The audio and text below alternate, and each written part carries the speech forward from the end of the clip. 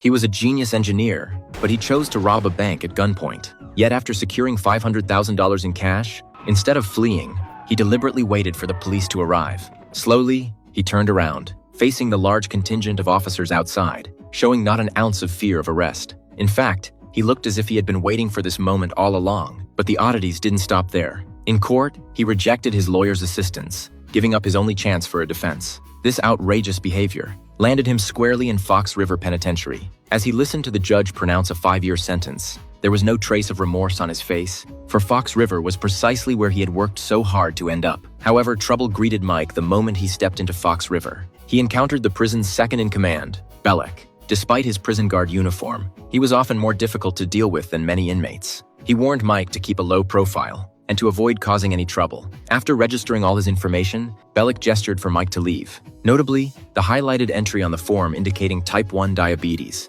was an important detail. It gave Mike a solid reason to access the infirmary. Upon finally reaching the cell block, Mike witnessed just how brutal things could be. The inmates here would turn on each other in an instant, and some even dared to stab others right in front of the guards. Surprisingly, the other inmates didn't appear frightened. Instead, they looked excited. Welcome to Prisonland, fish.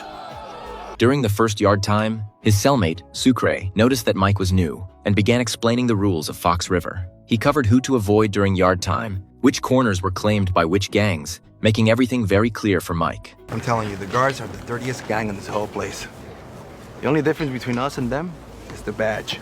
On the surface, it seemed Sucre was teaching Mike how to survive, but Mike's mind was elsewhere. His gaze swept around, landing first on the sewer grate by the fire hydrant, then shifting down to the pipe at his feet. He quickly tossed a magazine on the ground, and when nobody was watching, he crouched down, slipping the book through the gap into the sewer. Right after that, Sucre took him to meet Lincoln, the prison's infamous death row inmate. Lincoln had killed the vice president's brother and was set to be executed in a month. Sucre warned Mike to stay away from this man, but Mike didn't heed the warning. Instead, he kept inquiring about how to meet Lincoln. Why you want to see Boros so bad anyhow?